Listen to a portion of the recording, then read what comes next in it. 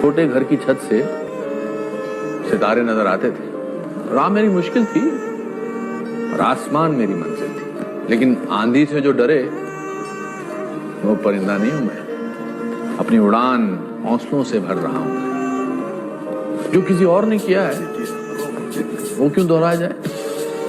जिसे किसी ने सोचा तक नहीं वो क्यों ना करके देखा जाए?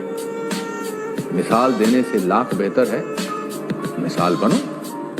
ये बात मैं दावे से कह सकता हूं कि मुझसा ना कोई है और ना कोई होगा। और ये बात भी मैं दावे से कह सकता हूं कि आपसा ना कोई है और ना कोई होगा।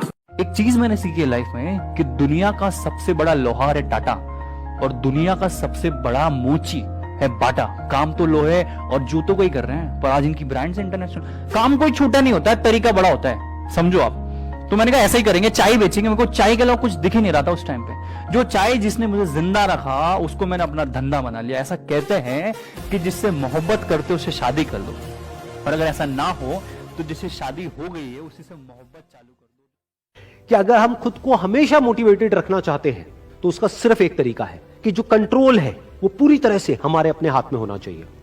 तो अब समझने की कोशिश करते हैं कि ऐसा क्या होता है कि जो कंट्रोल है वो हमारे हाथ से चला जाता है, और ऐसा क्या होता है जब कंट्रोल हमारे हाथ में आ जाता है।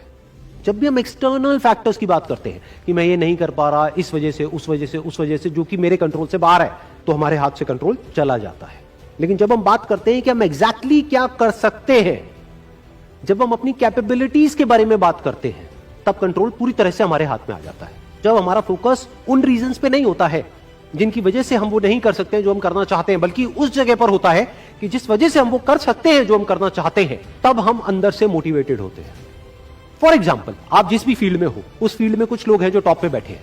आपके पास में दो ऑप्शन है। एक, आप बोल सकते हो कि वो लोग, उनके अंदर कुछ स्पेशल है, उनके अंदर कुछ एक्स्ट्राऑर्डिनरी है, उनके अंदर कोई ऐसा टैलेंट है जो आपके अंदर नहीं है, या फिर उनकी किस्मत है जिसकी वजह से वो वहां पर बैठे हैं, या फिर उनके पास में कुछ था, किसी का सपोर्ट था जिस वजह से वो वहां पर है। अगर इसमें से ऐसा आपने कुछ भी बोला तो आप फंस गए। अब आप मोटिवेटेड नहीं रह सकते उस काम को करने के लिए जो आप काम कर रहे हो, क्योंकि अब कंट्रोल आपके हाथ से बाहर है। क्योंकि अब अगर आपके पास में वो है ही नहीं जो उनके पास में है, तो अब आप वो कैसे बन सकते हो जो कि वो बन चुके हैं। लेकिन अगर आप ये बोलते हो कि जिस भी फील्ड में आप हो उस फील्ड में जो भी टॉप पे बैठे हैं वो वहां पर है अपने हार्डवर्क की वजह से, अपने स्मार्ट वर्क की वजह से, या जो कुछ भी उन्होंने किया, जो कुछ भी उन्होंने सीखा उसकी वजह से, तो अगर वो कर सकते हैं तो मैं भी कर सकता हूं। उन्होंने भी मेरी ही तरह एक ना एक दिन कहीं ना कहीं से शुरुआत करी थी, जहां से कि आज मैं शुरुआत कर रहा हूं। तो मुझ में और उनमें अगर कोई फर्क है तो वो सिर्फ एक है, वो है टाइम का। कि आने वाले 10 साल बाद या 20 साल बाद मैं भी उन्हीं की जगह पर हो सकता हूं, या उनसे भी आगे हो सकता हूं जहां पर आज वो है। तो अब कंट्रोल पूरी तरह से आपके हाथ में है।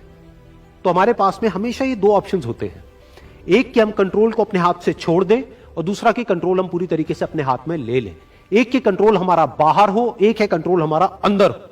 तो इस बात को हमेशा याद रखना कि आपका कंट्रोल कहीं बाहर नहीं होना चाहिए, आपके अपने ही अंदर होना चाहिए। मैं अगर सीरियस बात करूं तो लोग कहेंगे ये क्या कर रहे हैं, तो मेरे ऊपर प्रेशर रहता है सर, बिल्कुल रहता है। अब मेरे साथ, जैसे मैंने बच्चन साहब के साथ शूट किया, आपके साथ बैठा हूं, पहले मैं घबरा जाता हूं कि यार ये इतने धुरंधर लोग, इतने सीनियर आर्टिस्ट, मैं क्या इनके सामने बात करूंगा। मैंने बच्चन साहब के साथ भी काम किया, मैं घबराया हुआ था सर। प्रोमो शूट करने गया पहले दिन, तो बच्चन साहब 10:30 आने वाले थे, तो 10:32 पे आए।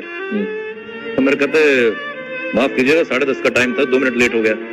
मैं कहा मैं मर गया, ये क्या कह रहे हैं। क्या बच्चन साहब ऐसा।